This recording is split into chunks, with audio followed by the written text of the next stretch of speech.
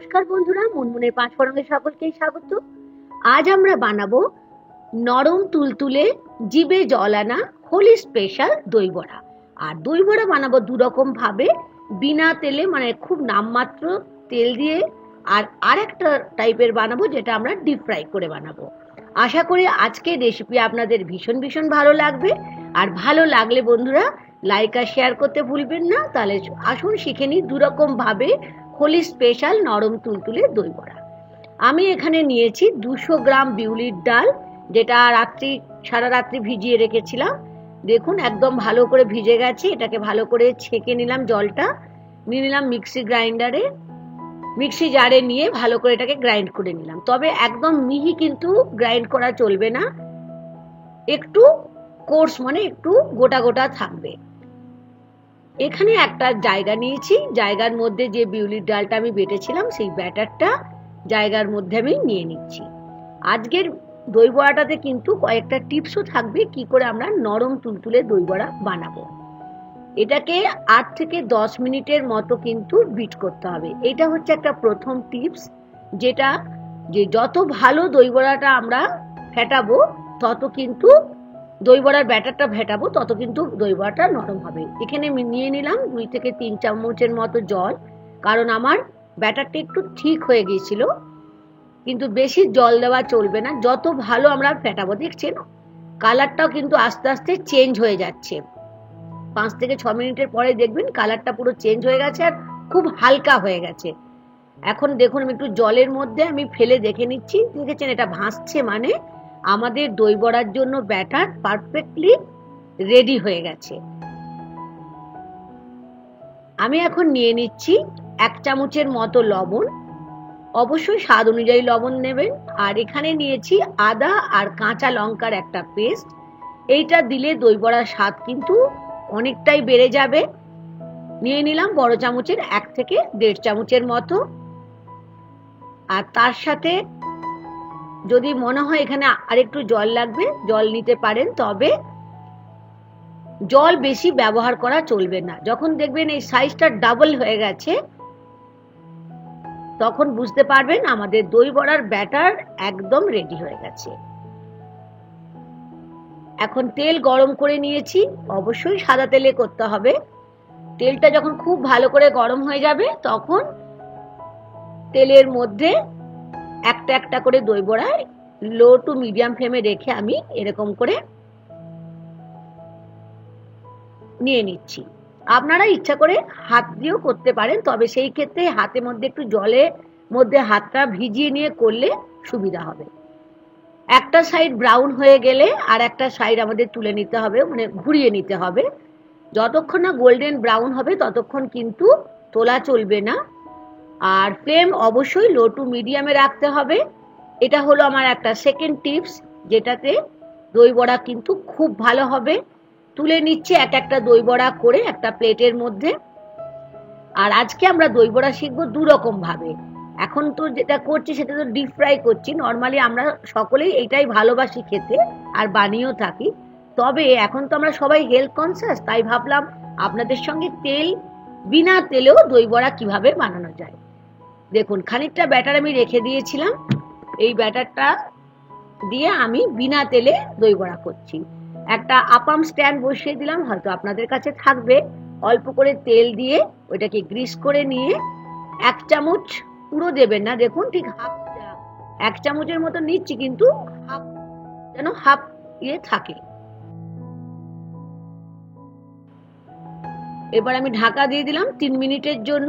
একদম ফ্লেমটা লো ফ্লেমে রাখতে হবে। 3 মিনিট পরে আমি ঢাকাটা সরিয়ে নিচ্ছি। সরিয়ে নিয়ে খুব অল্প করে উপর থেকে আমি তেল দিয়ে দিচ্ছি। দেখেছেন আমি বলেছিলাম না ব্যাটারটা হাফ দিতে হবে, তাহলে ওইটা ফুলে ওপর দিকে উঠে যাবে। দেখেছেন কি সুন্দর ব্রাউন কালার হয়ে গেছে। প্রত্যেকটা সাইড আমি ঘুরিয়ে নিচ্ছি।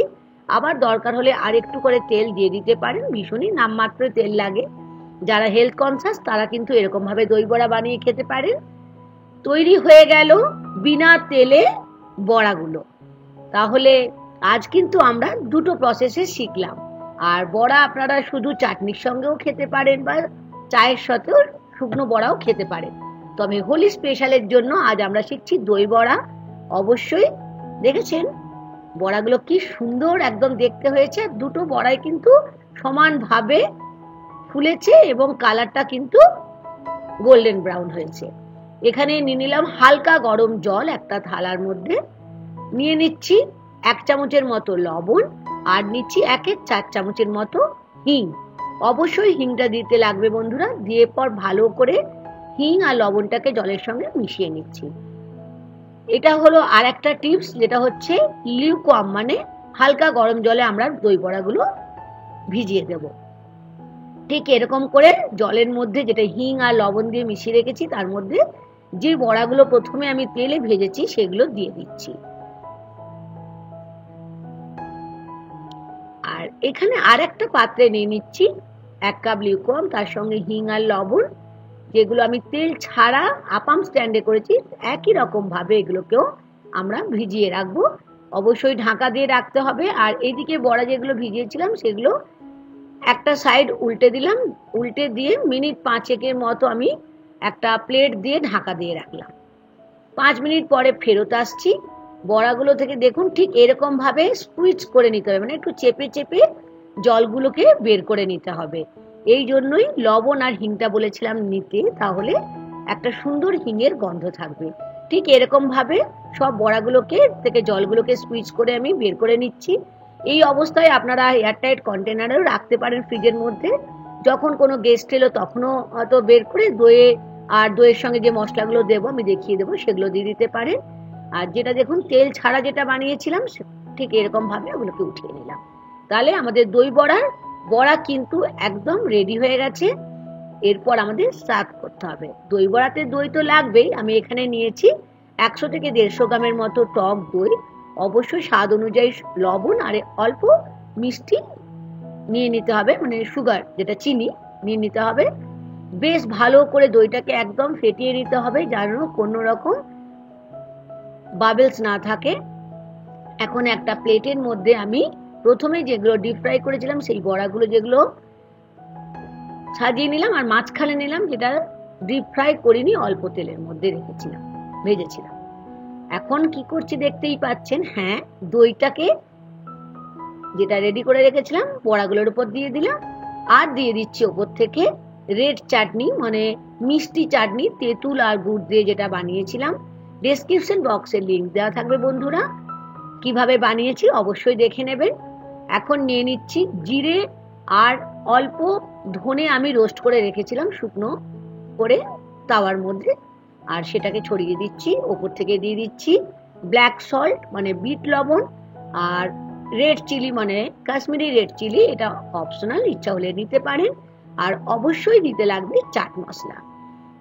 আমার তো দিতে দিতেই জিভ তো গরম হয়ে যাচ্ছে, মনে হচ্ছে কখন একটা খেয়ে দেখবো কেমন হয়েছে। ওপর থেকে ছড়িয়ে দিলাম খানিকটা সেও, আর দিয়ে দিচ্ছি খানিকটা পরিষ্কার ভাবে আগের থেকে ধুয়ে রেখেছিলাম ধনেপাতা। তৈরি হয়ে গেল হোলি স্পেশাল নরম তুলতুলে জিভে জল আনা দুরকম ভাবে দই বড়া। যারা হেলথ কনসাস বন্ধুরা অবশ্যই তারা তেল ছাড়া মানে বিনা তেলে যেটা করলাম আপাম স্ট্যান্ডে, সেটা করে খেয়ে আমাকে জানাতে ভুলবেন না কেমন লাগলো আজকের রেসিপি। আর ভালো লাগলে অবশ্যই লাইক আর শেয়ার করতে ভুলবেন না। নতুন বন্ধু হলে আমার চ্যানেলটিকে সাবস্ক্রাইব করে আমার সাথে থাকার অনুরোধ থাকলো। তাহলে টিপস যেগুলো দিলাম অবশ্যই ফলো করবেন, তাহলে নরম তুলতুলে দই বড়া অবশ্যই হবে আর সকলেই আপনার প্রশংসা করবে। আজ এই পর্যন্ত, থ্যাংক ইউ।